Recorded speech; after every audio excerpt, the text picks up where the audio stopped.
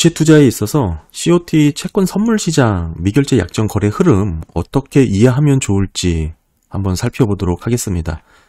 보통 투자하실 때 COT 데이터 이용하시는 분들이 많으시죠. 선물 거래 흐름을 참고하면서 투자에 아이디어를 찾는 분들도 많은데, 과연 국채 투자는 어떨지, 어떻게 이해하면 좋을지를 한번 담았습니다. 주식 투자를 하던, 커머디티 투자를 하던 선물 시장이 있다면 선물 거래의 흐름을 파악하는 게 매우 중요하죠. 특히 이제 그런 측면에서 이 COT 데이터, COT 리포트를 활용할 수 있다면 도움이 되는 것도 일정 부분 있습니다. 어디서 볼 수 있냐면 지금 상품 선물거래위원회죠. 이 홈페이지에서 데이터를 다운받아서 보실 수가 있고요. 여기는 선물이라든지 스왑, 파생상품 거래라든지 추이나 흐름, 미결제 약정 내역을 화요일 기준으로 해서 금요일날 업데이트를 해서 발표를 하고 있습니다. 매주 단위로 이렇게 나오고 있고요. 보시는 게 화요일 기준이라는 것이죠. 그리고 금요일날 발표되니까 시간이 한 며칠 붕 떠 있습니다.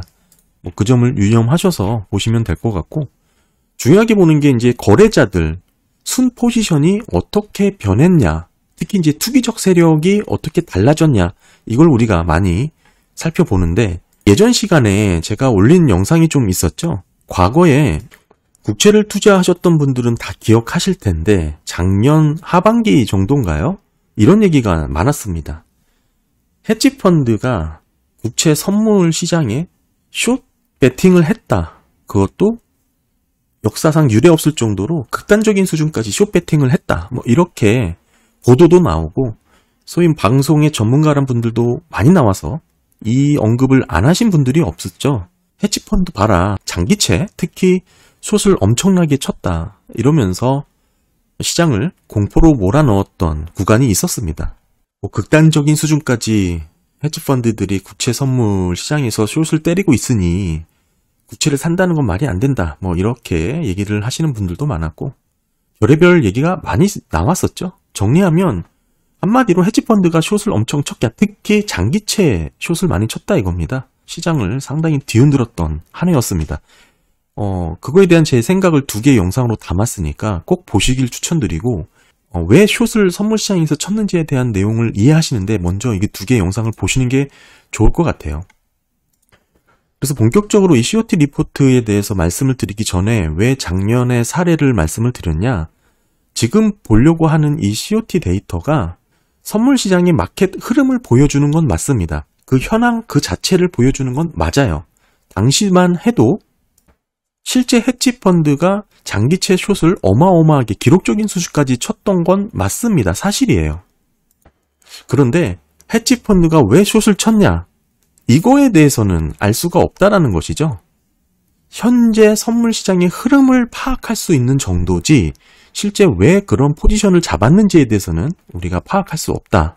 따라서 COT 리포트를 보실 때 그런 전체적인 시장의 흐름, 추세 정도만 파악하는, 대략 감을 잡는 정도로만 이용하시기를 좀 추천을 드리고요.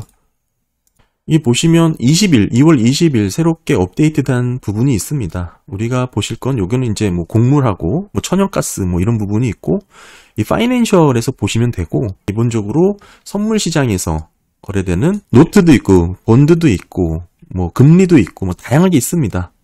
나스닥도 있고 S&P 500도 있고 러셀도 있고 다양하게 있어요. 근데 이게 좀 보기가 되게 까다롭잖아요. 그래서 많이 보시는 게 이제 바 차트 많이 보십니다. 이거죠, 바 차트. 장단점이 다 있어요. 저는 바 차트가 일목요연하게 정리를 해주긴 하는데, 사실 여기에 나온 그래프 자체가 그렇게 직관적으로 눈에 확 들어오는 건 아니래가지고 저는 개인적으로 엑셀을 따로 정리하기도 합니다만, 어찌됐든 바 차트에서는 여기서 보시면 되겠죠. 우리는 채권이니까 이쪽 부분, 주식하시는 부분은 여기서 S&P 500이라든지 나스닥, 다우, 러셀 이렇게 고르시면 될 것 같고, 여기는 화폐도 이렇게 쭉 있고요. 일단은 10년물부터 좀 보겠습니다. 차트가 나온 이건 이제 선물 가격이고요.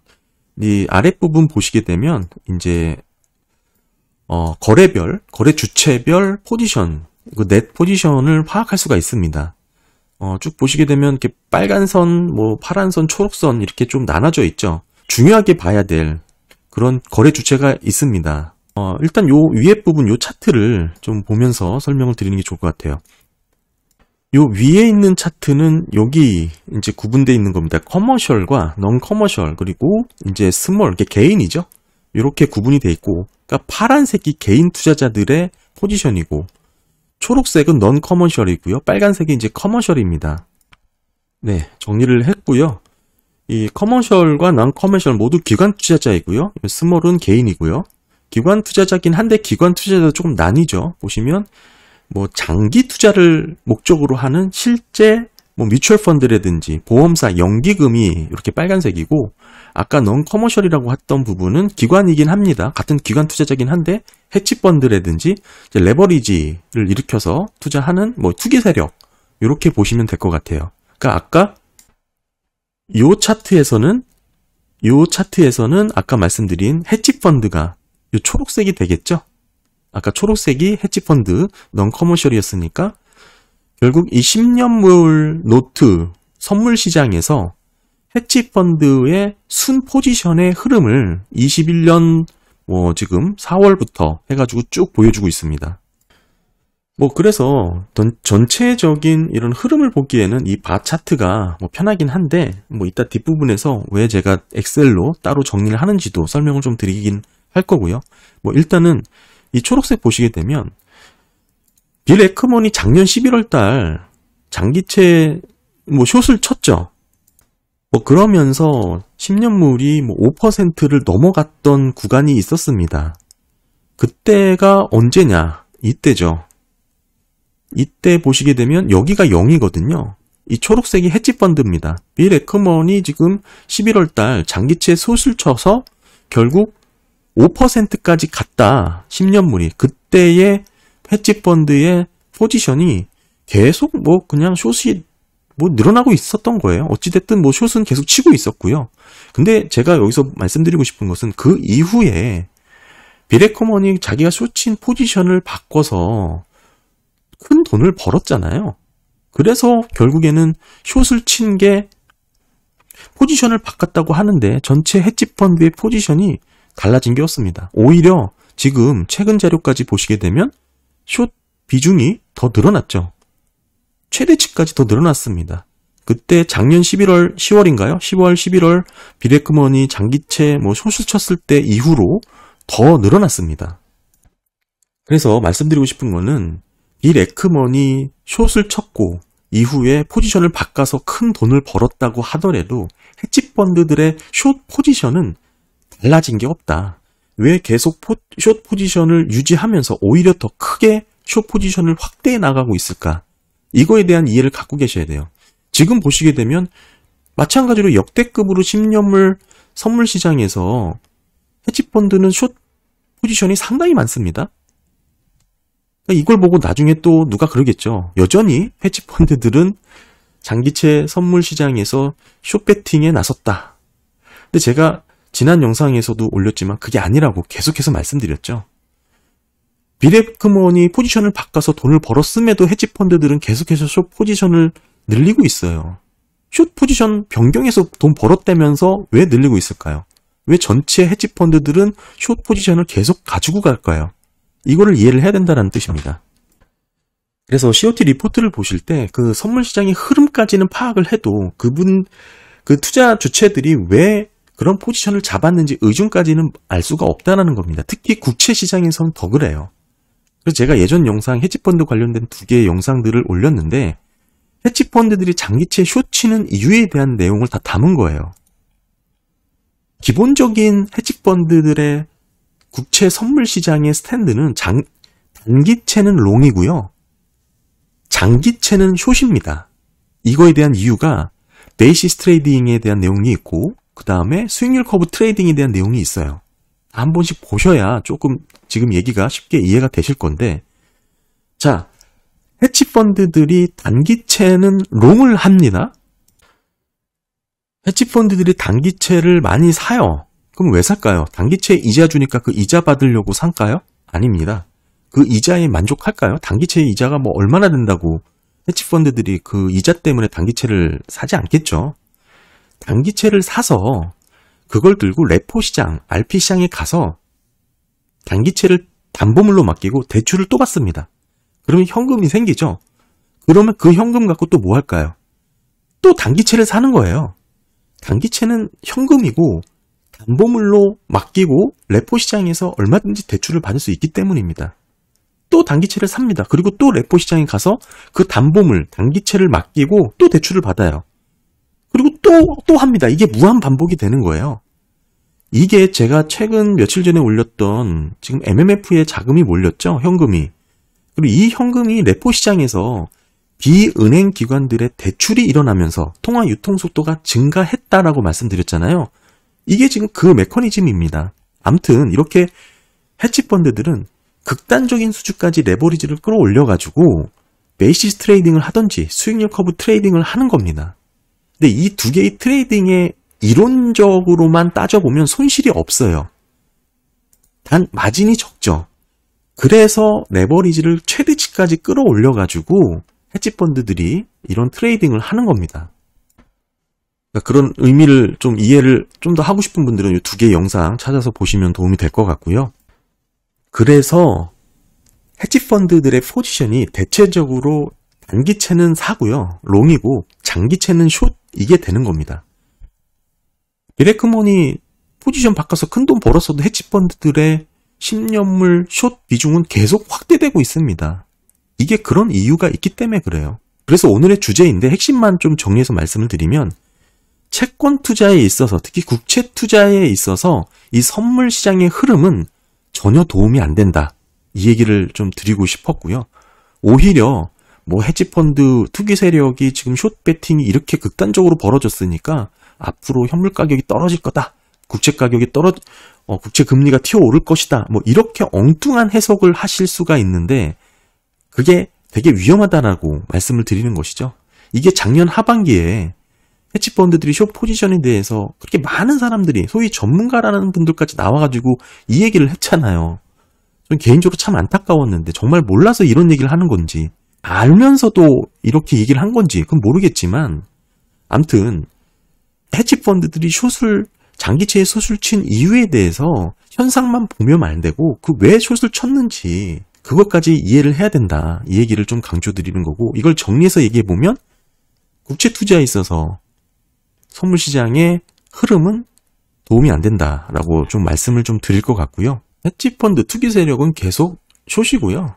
그 다음에 뭐 그냥 뮤추얼 펀드라든지 실제 운영하는 뭐 이런 펀드, 뭐 자산, 에셋 매니저 또는 뭐 보험, 연기금 뭐 이런 쪽은 다 그냥 롱입니다. 너무나 분명해요. 이게 큰 의미를 담고 있다 이렇게 표현하기는 어렵고 이 파란색이 이제 개인들이었잖아요. 개인들 뒤에서 제가 조금 확대해서 설명을 좀 더 드리긴 할 거고 그래서 여기 중간 차트는 그렇게 보시면 되고 이 아래 거 차트를 조금 설명을 드릴게요. 아래 거를 좀 보시게 되면 이제 주체가 4개로 조금 더 확대가 되죠. 보시면 빨간색이 이제 딜러고요. 대형 은행이라고 볼 수가 있고 초록색은 에셋 매니저, 파란색은 레버리지 펀드죠. 헤지 펀드입니다. 그다음에 뭐 노란색, 주황색은 뭐 기타긴 한데 이게 이제 일반적인 헤지 목적의 뭐 이런 소형 은행이라든지 뭐 기업이라든지 뭐 이렇게 보시면 될 것 같고 여기에 차트에 안 나오는 게 개인이 안 나와요. 개인이 워낙 비중이 작고 뭐 그렇긴 한데 제가 뭐 따로 개인을 보기 위해서 이 엑셀을 정리하긴 하는데 왜냐하면 이게 개인의 흐름하고 기관들의 흐름이 달라질 때가 있거든요. 참 재밌는 흐름이 있어서 제가 따로 엑셀을 정리하기도 한다 이렇게 말씀을 좀 드리고요. 어찌됐든 그러니까 커머셜, 넌 커머셜, 그다음에 개인으로 분리했던 거에 비해서 이 기관을 조금 더 세분화시킨 겁니다. 그래서 뭐 요것만 보셔도 되고 뭐 크게 요것만 보셔도 되고 뭐 상관은 없는데 지난 1년으로 흐름을 좁혀보면 결국 큰 비중 차이가 없죠. 에셋 매니저는 계속 롱이고 헤지펀드는 계속 숏이고 뭐 그렇습니다. 그래서 이게 의미가 없어요. 그래서 이게 채권 투자에 있어서 선물 시장의 흐름을 파악한다는 게 큰 의미가 별로 없습니다. 뭐 어찌됐든 채권은 그렇습니다. 그런데 사실 채권이 아닌 일반 뭐 커뮤니티라든지 뭐 주식이라든지 또는 뭐 여러 가지 뭐 곡물이라든지 천연가스, 원유 이런 시장에 있어서는 선물 시장의 흐름이 투자하시는데 상당히 감을 잡는데 많은 도움이 됩니다. 뭐 흐름을 읽는 정도를 떠나서 모멘텀을 잡기 위해서 이 COT 리포트를 확인하시는 분들도 많거든요. 더 나아가서 이제 나스닥이라든지 S&P, 뭐 러셀, 뭐 이런 선물 시장 흐름 보면서 뭐 투기적 세력이 어떻게 포지션을 잡았는지 보고 반대 투자를 하시는 분들도 계시고, 뭐 모멘텀을 잡으려고 뭐 이렇게 보시는 분들도 상당히 많아요. 저도 예전에 주식 쪽으로 비중을 많이 포트폴리오를 갖고 있을 때는 이 COT 리포트를 매주 살펴보면서 흐름을 살펴봤었는데, 뭐 일단은 보시게 되면 요거는 나스닥이죠. 나스닥 최근 거까지입니다. 아, 이게 작년 거까지일 겁니다. 아마 작년 거까지인데, 이게 이제 SM 매니저고요. 빨간색이 해지고, 이게 이제 개인입니다. 채권보다는 헤지펀드, 투기 세력의 흐름 자체가 그래도 좀 이렇게 움직임이 있죠. 뭐 이래서 요거를 갖고 어느 정도 흐름을 파악할 수가 있는데, 작년 흐름을 쭉 보게 됐을 때 한 5월달 들어서면서부터 SM 매니저의 롱 포지션이 급격하게 증가합니다. 이때 보시게 되면 5월이죠. 23년 5월경부터 나스닥이 상승합니다. 그리고 또 한 번 레벨업을 하는 구간이 있는데, 이때가 또 11월 달이죠. 마찬가지로 나스닥이 11월 달부터 이렇게 또 한 번 뿜는 그런 현상이 나타나죠. 그러니까 결국 SM 매니저가 신규 펀드가 들어와서 뭐 이렇게 끌어올렸다 이렇게 볼 수도 있고, 어찌됐든 롱 포지션의 비중이 갑자기 늘어났을 때 이런 구간 5월 11월이 되겠죠. 나스닥 차트를 보면 이때가 됩니다. 레벨이 이때 한번 높아졌고 또 이때 한번 높아졌잖아요. 이런 모습이 SM 매니저 흐름하고 상당히 유사하게 가고, 특별히 이제 투기 세력의 흐름을 놓고 봤을 때는 헤지 펀드들의 숏 비중이 꽤 늘어났습니다. 이때가 8월 달이죠. 8월 달 무렵까지는 아니지만 그래도 제법 많이 숏 비중이 늘어났고, 8월 무렵에 최저치에 가 있죠. 8월 달 보시게 되면 이때 좀 빠졌죠. 근데 뭐 이게 매번 맞는 건 아닙니다. 뭐 이때 빠졌고, 뭐 이때 뭐 헤지 펀드들이 숏 비중을 줄이고 있지만 뭐 많이 줄인 게 이제 10월 달이 되겠죠. 근데 10월 달 보시게 되면 10월 달에 또 빠졌거든요. 그러니까 이게 100% 맞다 뭐 이렇게 보시면 안 되고, 참고할 정도의 선물 흐름이다 뭐 이렇게 보셔야겠죠. 의미 있게 제가 말씀드리고 싶었던 부분은 뭐냐면, 이 개인의 흐름을 좀 보셔야 돼요. 이 11월 달이에요. 이 헤지 펀드도 의외로 헤지 펀드도 이례적으로 롱으로 포지션이 비중이 변경됐고, SM 매니저 또 롱으로 이렇게 비중이 확대될 때 개인만 숏으로 대응을 했던 구간이 있거든요. 11월 달 이때죠. 나스닥이 이렇게 상승할 때 구간이 이렇게 날라진 겁니다. 그러니까 어찌됐든 COT 리포트를 통해서 선물 시장의 기관들의 흐름을 놓고 봤을 때 SM 매니저라든지 헤지 펀드의 흐름이 동일하게 나올 때, 특히 개인의 흐름이 반대될 때, 이때죠. 이럴 때의 투자의 포지션을 잡는 건 상당히 정확도가 개인적으로는 경험상 높았습니다. 그러니까 개인은 반대로 가고 두 기관이 모두 롱 포지션의 비중이 높아지거나 확대될 때 상당히 기회가 될 수 있다. 뭐 이런 흐름을 좀 말씀을 좀 드리고, 개인의 흐름은 워낙 미비하기 때문에 이 바 차트에서 나오지 않는다고 말씀드렸죠. 그리고 참고로 이 바 차트에서 이 딜러 대형은행의 이 차트는 별 의미가 없습니다. 요거는 뭐 생략하셔도 되고, 기타죠. 뭐 아까 말씀드렸던 이런 소형은행이라든지 실제 해지 목적으로 들어온 기업들의 차트도 별 의미가 없어요. 요 두 개는 큰 의미는 없다. 이렇게 보셔야 되고, 그럼 개인의 비중은 어디서 볼 수 있냐? 뭐 물론 여기서도 볼 수 있지만, 아까 제가 말씀드린 요 기관별 차이에서 좀 뚜렷하게 보려면 결국 뭐 이렇게 로 데이터를 갖고 좀 봐야 되는데요. 제가 여기 어떻게 볼 수 있는지도 설명을 좀 드리겠습니다. COT 리포트 뭐 로 데이터죠. 그러니까 위원회 사이트에 들어오셔가지고 여기 누르시면 돼요. 마켓 데이터 누르시고 COT 누르시면 되고요. 여기서 이제 우리가 많이 볼 것은 뭐 천연가스라든지 뭐 원유 뭐 이렇게 하실 분들은 많이 없으시잖아요. 그러니까 파이낸셜 여기 누르시면 돼요. 여기서 선물만 보실 거면 여기, 선물 옵션 같이 보실 거면 여기인데, 대부분 선물 흐름을 보고 투기 세력의 시장의 비중을 보기 때문에 요거 누르시면 됩니다. 롱 포맷 누르시면 이렇게 쭉 나오거든요. 요거는 이제 뭐 비트코인이죠. 비트코인 선물이고, 그리고 30년물은 그냥 본드로 보시는 게 30년물입니다. 네, 여기 USD 본드라고 되어 있죠. 이게 30년물 초장기물이고요. 여기서 이제 검색을 하셔서 찾으시는 게 좋을 텐데, 우리가 10년물이니까 노트라고 검색하시면 돼요. 이렇게 노트라고 검색을 하시면 2년물 나오고 밑에 10년물이 이렇게 나오죠. 근데 희한하게 2월 13일 겁니다. 이게 업데이트가 안 된 것 같아요. 원래 20일께 업데이트가 돼야 되는 게, 어쨌든 아까 말씀드린 이 딜러는 셀러 입장이니까 우리 투자자 입장에서 별 의미가 없습니다. 보실 필요가 없고, SM 매니저, 레버리지, 그다음에 기타, 이게 이제 개인 포지션이죠. 이게 개인입니다. 근데 이게 지금 2월 13일자 현재 기준으로만 나온 거라 과거 데이터를 찾기가 어렵죠. 다 일일이 검색하실 필요는 없고 엑셀을 다운받으시면 되는데, 아까 보여드렸던 데이터는 요 아래쪽에 있는 데이터고, 요 중간에 하나 더 있었잖아요. 중간에 나온 데이터, 그러니까 커머셜랑 커미셜, 그다음에 뭐 개인 이렇게 구분해서 나왔던 요 차트는 아까 파이낸셜에서 봤는데 레거시에서 보셔야 돼요. 레거시에서 시카고, 여기로 보면 되겠죠. 여기서 마찬가지로 노트로, 네, 보시면 여기 노트 있죠. 여기 아까 말씀드린 넌 커머셜, 이제 헤지펀드가 되겠고, 그 다음에 커머셜이 되겠고, 뭐 이렇게 나왔습니다. 근데 이제 여기서 롱숏, 요거 물량 보시면 되는데, 요거는 뭐냐면 이 스프레딩은 뭐 중요한 게 아닙니다. 그러니까 근원물에 대한 물량을 이걸물로 넘기는 거래예요. 그러니까 요번에 뭐 상세하면서 거래가 이루어지기 때문에 포지션을 우리가 파악할 때는 크게 의미 있는 중요한 데이터는 아닙니다. 그러니까 뭐 요거는 그냥 참고만 하시면 될 것 같고, 결국 헤지펀드의 롱숏, 그다음에 커머셜이죠. 의 롱숏, 이게 어찌됐든 뭐 뮤추얼 펀드 같은 보험 연기금 롱을 많이 잡는, 대체적으로 다 롱입니다. 여기는. 그 다음에 여기는 대체적으로는 숏이고, 뭐 이런 부분 확인하시면 될 것 같고, 네, 그리고 지난 데이터는 여기서 보시면 됩니다. 히스토리컬, 여기서 지난 보시면 엑셀로 다운될 수 있게끔 나왔고, 파이낸셜 선물 시장 돼 있죠. 여기서 24년 엑셀, 23년 엑셀 다운받으시면 되고, 엑셀 다운받으시면 이렇게 쭉 있는데, 여기서 뭐 소팅을 해가지고 이제 찾으시면 되죠.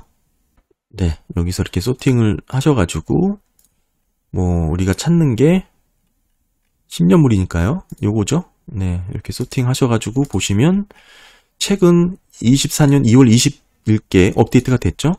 아까 거기 홈페이지에는 없었는데 이 데이터에는 업데이트가 된 걸로 나옵니다. 그래서 보시게 되면 아까 이 딜러 부분 별로 의미 없다 그랬죠. SN 매니저의 롱, 숏 있죠. 그러니까 요 두 개를 빼면 보시면 이제 순 포지션이 나오겠죠. 넷 포지션이 나오는 겁니다. 여기서 요걸 빼시면 되겠죠. 이렇게. 그러면은 이게 순 포지션이 되겠고, 요거는 뭐 스프레딩 별 의미가 없다고, 이걸물 넘기는 거래니까 우리 뭐 투자 주체별 투기 세력이 이제 포지션을 잡는 데는 큰 의미가 없습니다. 그 다음에 이건 레버리지니까 헤지펀드죠. 롱숏 요걸 빼면 마찬가지로 이제 순 포지션의 비율이 나오겠죠. 이렇게 보시면 계속 마이너스겠죠. 이렇게 보시면 돼요. 이게 2월 20일, 2월 13일, 2월 6일 이렇게 돼 있습니다. 이렇게 쭉 보시게 되면 뒷부분에 이렇게 가게 되면 또 이제 개인이 나오겠죠. 이제 요거 개인으로 소팅을 하셔서 보시면 될 것 같고, 우리가 어제 보시면 investing.com에서 CFTC 뭐 투기적 순 포지셔닝이 쭉 나오잖아요. 이게 제가 보여드린 그겁니다. 이게 나스닥 100 투기적 순 포지션이 이렇게 나타내는 건데, 이게 계산이 어떻게 되는 거냐면 헤지펀드의 순 포지션하고 그리고 기타의 순 포지션을 이제 차감하면 그렇게 계산이 되는 거고요. 뭐 그거 아니더라도 뭐 기타에 대한 비중이 그렇게 크지 않기 때문에 대체적으로는 그냥 우리가 헤지펀드의 투기 세력의 비중을 갖고 이렇게 얘기를 많이 합니다. 그리고 뭐 이게 이런 투기적 포지션 자체가 결국에는 이 상방으로 흐르냐 하방으로 흐르냐, 뭐 얼마나 강도가 크냐, 뭐 이렇게도 많이 보시고, 특별히 제가 중요하게 보는 것은 이게 변곡점이 될 만한 신호인가를 중요하게 봅니다. 방향이 어떻게 바뀔 것인가, 추세에 영향을 줄 만한 시그널인가. 아까 말씀드렸다시피 SM 매니저 헤지펀드가 모두 올라가는데 개인이 반대로 포지션이 나왔죠. 이때 이럴 때는 상당히 진입하기 좋은 그런 타이밍, 모멘텀이 될 수 있는 그런 부분이고, 그리고 대부분 저점은 헤지펀드들이 숏 포지션이 늘어났을 때, 요거는 이제 주식 얘기하는 거예요. 아까 말씀드렸다시피 채권은 이거 별 의미 없다라고 말씀드렸죠. 그래서 이제 참고하실 분들을 위해서 제가 쭉 어떻게 확인하는지, 자료 어디서 봤는지 이거 좀 설명을 드리고 있고요.